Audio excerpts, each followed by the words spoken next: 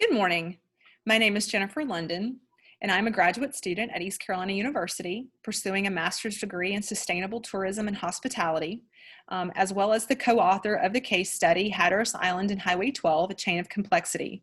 On behalf of Dr. Cynthia Deale, professor in the School of Hospitality Leadership at East Carolina University, and myself, I'd like to welcome you to our case study presentation. In providing an overview of the case study, this case study includes an exploration of the interconnectedness between NC Highway 12 and Hatteras Island. It also provides information about the complex sustainability issues surrounding the highway. It also offers teaching ideas for using the case in an educational setting. The background for this case study was inspired by my reading of Dawson Carr's book entitled NC-12, Gateway to the Outer Banks. In the book, there is a quote. The quote reads, "The story of Highway 12 on North Carolina's Outer Banks is the story of not just a road, but of a place. The banks and the road are linked so intricately that it is difficult to consider one without the other. Their fates are bonded almost symbiotically, and their futures are bound together." This quote perfectly sums up the sustainability issues that have affected NC Highway 12 as well as Hatteras Island. Preserving the highway means preserving the island and vice versa. So geographically speaking, Hatteras Island is located off the coast of North Carolina. It is a string, or it is one of a string of barrier islands known as the Outer Banks. Specifically, it is considered a simple barrier island segment, and as a result, its low, narrow structure subjects itself to inlet and overwash dynamics.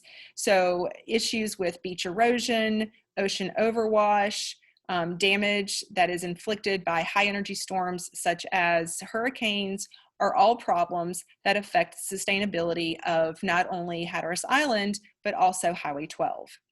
The shoreline itself is approximately 50 miles long, and at most it's 3.5 miles wide in an area known as Buxton. However, much of the island is actually much less, it's much more narrow than that. There are areas along the island that have been dubbed hotspots because of their vulnerability to ocean overwash, beach erosion, and that sort of thing. Here's a photo of Highway 12. In Rodanthe, which is one of those areas that is considered to be one of the hot spots on Hatteras Island. In the photo, you can see just how close the dune line is to the highway, which means the ocean is not that much farther on the other side away from the highway. And so you can see how there's a problem with preserving the highway because of its close proximity to the water. A couple of additional photos of Highway 12. The one on the right is the Cape Hatteras Lighthouse, which is located on Hatteras Island and which is a huge tourist draw every single year. The Cape Hatteras National Seashore experiences millions of visitors to the island every year. So a little bit more information about the highway itself. Highway 12 has been supported by both state and federal government. Funding from both entities has helped support efforts to preserve the highway as well as maintain regular maintenance. It is the sole means of vehicular access to Hatteras Island, so that in and of itself presents great importance in sustaining the highway on the island. It also allows for significant contributions to the area's tourism. So maintaining the highway additionally is extremely important because of the area's economy. And then lastly, persistent beach erosion, overwash, and breaches raise serious concerns about the future of NC Highway 12.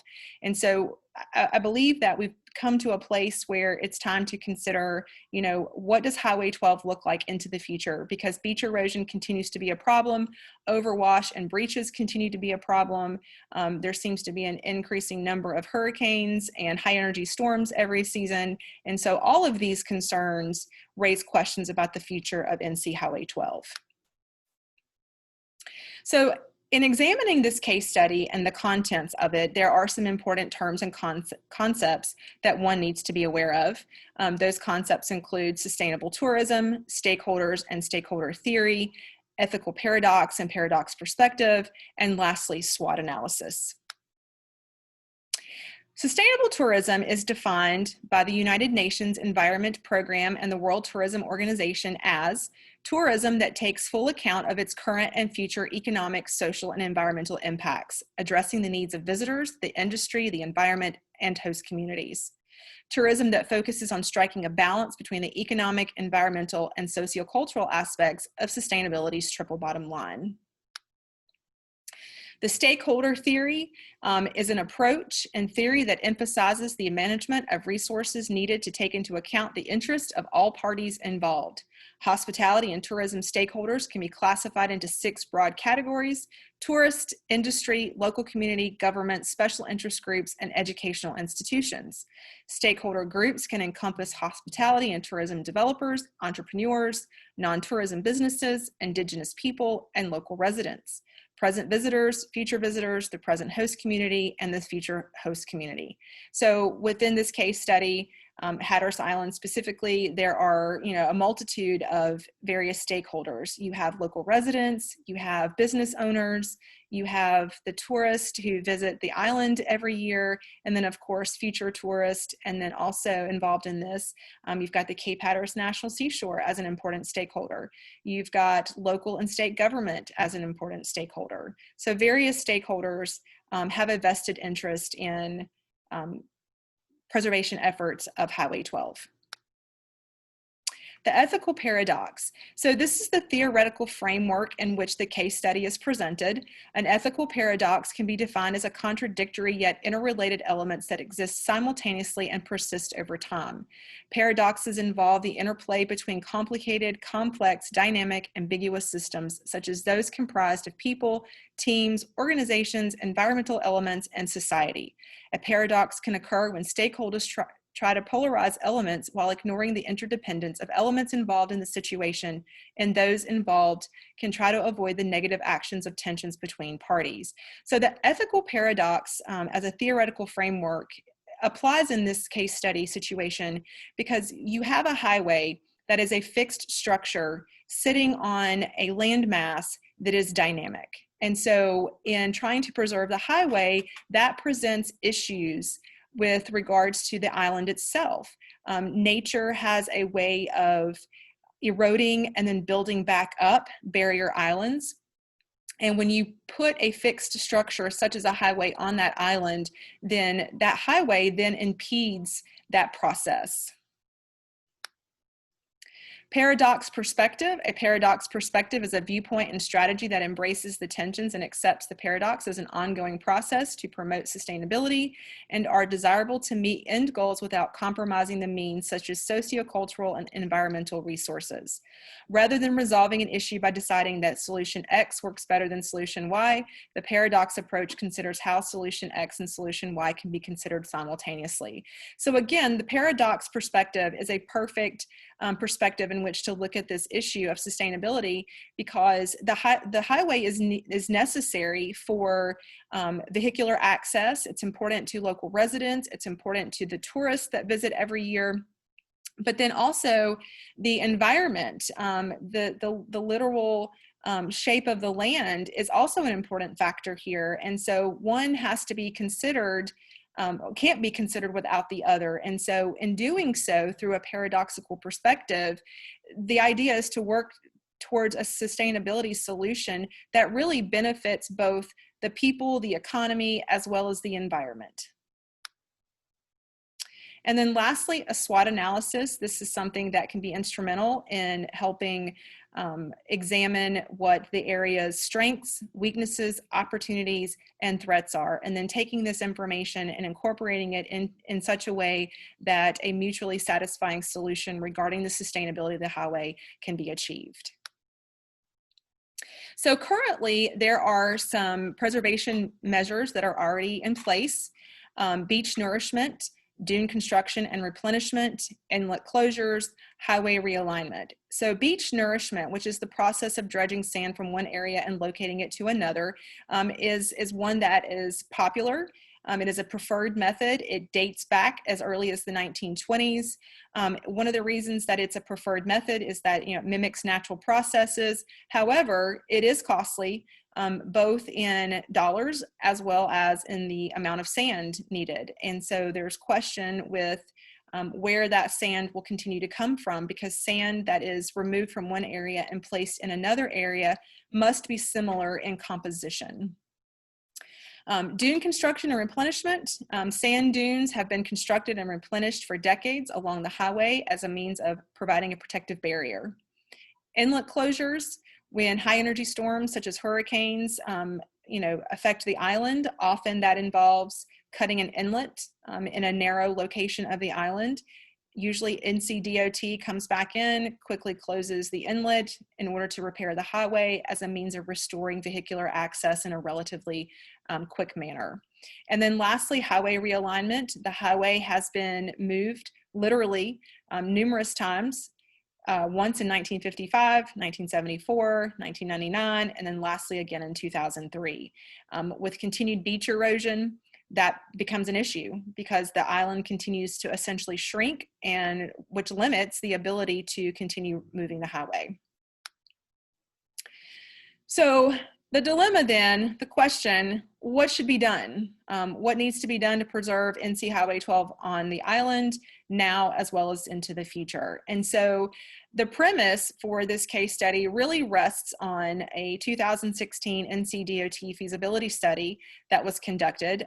This feasibility study specifically addressed the area of the island between the unincorporated areas of Frisco and northern Hatteras Village.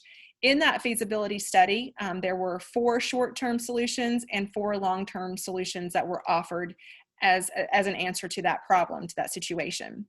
But additionally, I think the feasibility study raises questions about preservation efforts in other vulnerable locations. There are other areas similar that deal with the same types of issues. And so what can we take away from that study and apply to those other hotspot areas? And so we start to examine ideas such as whether or not we keep the highway on land and continue beach nourishment and dune replenishment efforts, which is essentially what has been taking place now. Do we consider raising the highway onto a series of bridges that remove the highway from land in its most vulnerable locations? This is something that is also currently being done. The Jug Handle Bridge that begins at the southern end of the P Island Refuge and ends at the northern end of Rodanthe Village. That's essentially taking that section of the highway off land and putting it onto a bridge known as the Jug Handle Bridge. And then lastly, do we consider abandoning efforts completely and allowing natural processes of island migration to take over? If that is to be done, then essentially Hatteras Island becomes a chain of smaller islands centered around its villages that are connected by a series of bridges or connected by a series of passenger ferries. So in addressing the dilemma, there are several questions that are raised. Which solutions will work best and why? Which solutions should be selected and why? Additionally, what are the implications across the triple bottom line of these solutions for the island and the highway? This dilemma can be seen from the following context. Again, the ethical paradox, which one is right, which one is best? Given that we're working with factors that are complicated, complex, dynamic, and ambiguous, determining what the best solution is or solutions are, because it could be that there needs to be a combination of solutions. There is no one size fits all to the problem. And then lastly, the future of Highway 12 and subsequently Hatteras Island truly hangs in the balance. Something must be done, for being more forward thinking about how to address the sustainability issues. I think it really has come time to do so. So in the feasibility study and in the case study here, the 4 short-term solutions are recapped. And so there are different combinations here that involve highway realignment, dune construction, also it calls for building a bridge. And so you can see the breakdown of each of those 4 solutions. And in all 4 alternatives, the National Park Service retains the right-of-way. Here are the 4 proposed long-term solutions. Again, we're talking about combinations of dune construction, we're talking about beach nourishment, we're talking about realigning the highway, we're talking about constructing a bridge. Additional solutions offered in this case study. So more outside of the box thinking, I think, is where we look at these solutions. And so building the highway on stilts, having a chain of islands, focusing on an increased development of ecotourism in the inner banks versus the outer banks. Those are all part of additional, more out of the box type solutions for the sustainability issue of Hatteras Island and Highway 12. So beach nourishment, this chart right here breaks down the pros and cons. Beach nourishment, it protects the natural integrity of the nourished beach. I mean, it is the one that most closely mimics natural processes. It's also a preferred method because it increases the value of property.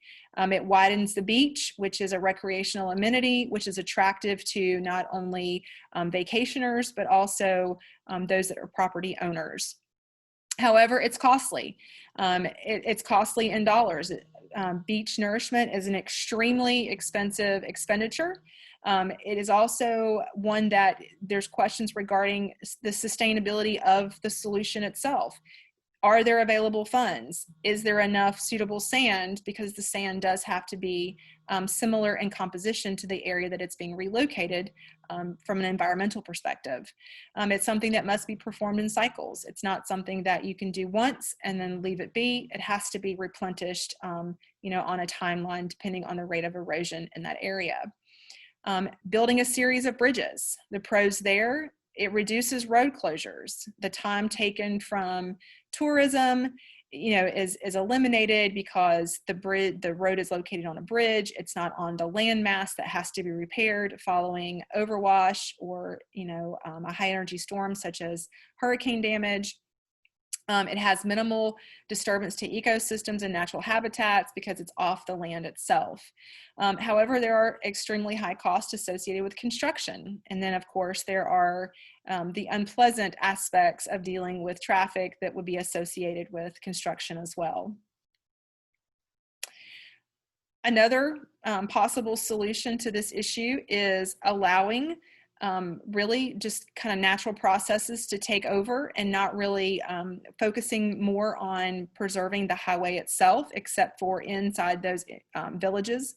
So as a result, you have a chain of individual villages that really become kind of their own islands in and of themselves. This allows for a development of ecotourism that wouldn't have been possible for.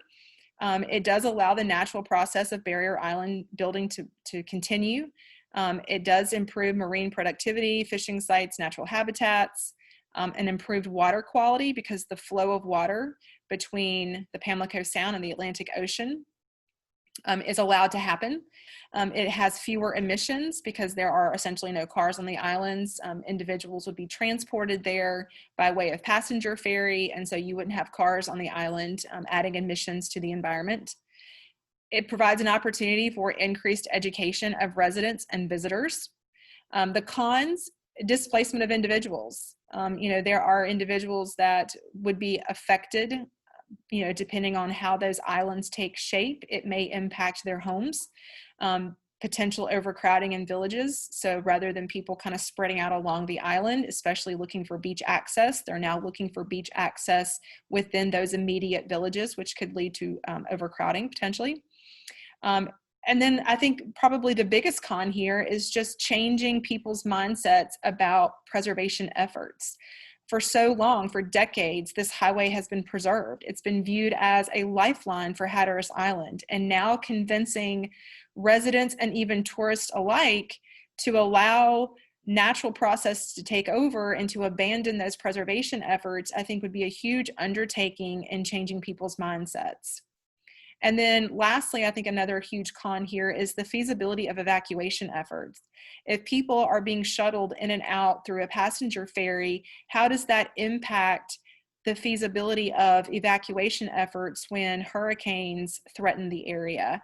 It would certainly call for a greater amount of time in terms of organizing those evacuation efforts.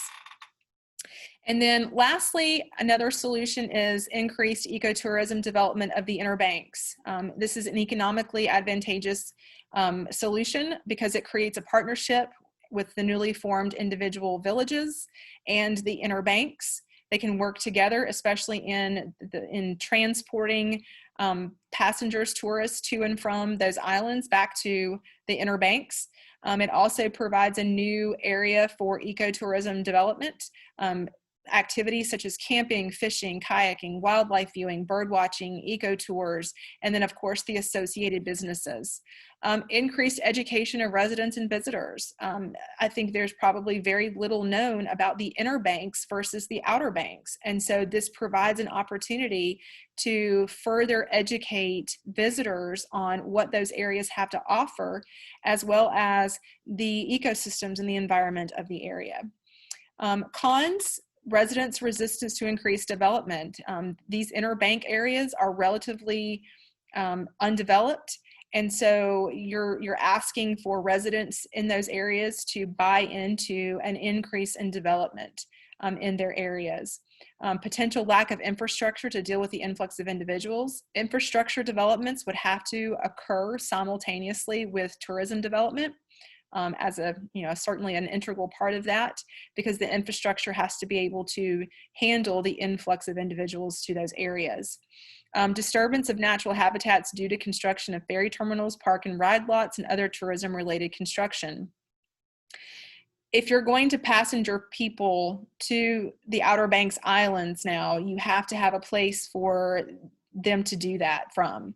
And so that would require ferry terminals and park and ride lots to be built in those otherwise natural kind of untapped areas. And this might be something that would be of great concern to the environment, as well as to the people living in that area, what this does to their environment because of the additional construction and development. So conclusions in the case study. Points of consideration remain about the future of NC Highway 12 and the Outer Banks. Really, the focus here is looking at these conclusions across the triple bottom line. Economically speaking, the island or the highway is the vehicular access for the island. It's important for tourism, both from the tourist and the resident perspective. It increases property values, financial, initial and maintenance expenditures related to the preservation of Highway 12 are certainly economic considerations. Environmental considerations are important. The barrier islands continue to shrink due to rising sea levels. Highway preservation impedes natural coastal processes, and eventually that impacts the ecosystems. Some would argue that Hatteras Island should allow this natural process to occur and give up the infrastructure at the water's edge. This, again, I think is going to be something that would be very difficult in getting people to buy into this solution. This is a highway that quite literally was a lifeline for the residents of Hatteras Island, going back into the early 50s. You had Project Nutmeg, the US military, looking at this area as a potential place of nuclear weapon detonation. And so, upon further study before that happened, thankfully, it was concluded that there were people living on this island and they had this primitive road there. And so literally that road has become an important part of their history and essentially was their lifeline. It saved them from this nuclear weapons testing. So getting people on board with now giving up preserving this highway might be something that is extremely difficult to achieve. Sociocultural aspect here, the history of the highway, residents' preference for beach nourishment, importance to islands infrastructure. Again, it is the single point of vehicular access to the island. It's essential to the island's infrastructure. Residents prefer beach nourishment. Again, it adds value to their property. Areas where beaches are widened, those are the preferred locations for not only property owners, but for visitors, because it gives them greater access to the beach. And then, to that message, I think for the residents of Hatteras Island sounds something akin to being told to give up the good fight. They have fought to preserve this highway. And so allowing natural coastal processes to take over would certainly be something that sounds like giving up that good fight. So discussion points and questions. Defining sustainable tourism in your own words, being able to define the terms that are mentioned in the case study, such as stakeholders, stakeholder theory, and explain why stakeholders are important. Being able to summarize the issues facing Hatteras Island in connection with Highway 12. Discussing the Highway 12 situation with regard to its connection to the triple bottom line of sustainability. And you know, in order to be truly sustainable, examining economic, sociocultural, and environmental factors is extremely important. It's crucial here. And so being able to see their influence in this situation is important. Also being able to discuss the pros and cons of each alternative, both short and long term. Briefly describing the sustainable development concept of the ethical paradox and discuss how this situation presents a paradoxical perspective. Providing thoughts on the future of the situation regarding Highway 12 and Hatteras Island. And then, of course, being able to pull evidence from the case study to support those ideas and those thoughts. And then more recently, thinking about how the role of coronavirus or COVID-19 has impacted Hatteras Island and how it possibly impacts the issues that are raised in this case study. In addition to these points of consideration, these points of discussion, there are 3 teaching and learning objectives that are outlined in this case study. The first teaching objective is defined as providing students with the opportunity to learn and think about the critical symbiotic relationship that exists between Highway 12 and Hatteras Island, and how natural coastal forces such as ocean overwash, beach erosion, and breaches potentially threaten this complex relationship. That symbiotic relationship, it is probably the foundational piece of this case study because the two go hand in hand. The highway exists because of the island, and the island exists because of the highway. And understanding the intricate, complex nature of that relationship really is crucial and needs to be kept at the forefront of considering any solution that is meant to further the sustainability of both. The second teaching objective, providing students the opportunity to learn and think about the potential solutions offered to preserve Highway 12 and assess the dilemma that such preservation efforts present. So the second really important piece here is to consider the solutions that are presented, consider how these solutions provide sustainability well into the future, considering how they benefit the environment, the people, the economy, and then assessing and choosing the one that really benefits all in the best way possible. And then the third and final teaching objective is provide students the opportunity to understand how Hatteras Island is potentially affected across the 3 strands of sustainable hospitality and tourism, specifically sociocultural, environmental, and financial aspects. Again, the triple bottom line is the heart and soul of sustainability, and they must be considered here in discussing the sustainability issues that affect both the highway and the island. As far as the suitability of this case study and the sources used, this case study is certainly appropriate for the use of instructors and students in both undergraduate and graduate courses related to tourism and hospitality. It provides the opportunity for further consideration and discussion of sustainability issues that impact this particular area and potentially other coastal areas similar. The information in this case study was collected via observations, reading website materials, books, and articles related to the topics presented in the case study. As far as a teaching approach, I think there's a multitude of ways in which instructors could use this in their classroom. It could be given as an individual assignment, a group assignment, a combination of both, and could be the basis of class discussion and/or some type of project. If assigned as an individual assignment, students can read the case study, address the questions, and then come to class prepared to discuss those responses. And then, of course, I think the case study also presents students with the opportunity to delve into face-to-face class discussion, even a bit of debate, and discussing the solutions in particular and which solutions are best and why. As a group assignment, of course, students can read and discuss this case study as well as the solutions. They could even argue group to group which solution is the best. They could find another situation that presents a complex tourism situation and create a comparison between the two, write their own case study, This case could also be used as a source of large class discussion that occurs over one or more face-to-face class sessions, or it would work well in an online discussion forum. The case study could be applied as the foundation of a semester-long project to address complicated issues related to sustainable tourism.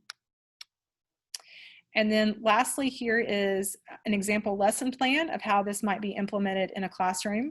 So obviously before class, ask the students to read the case and summarize in their own words to demonstrate their understanding of the facts in the case, as well as the issues that are presented, as well as the terminology.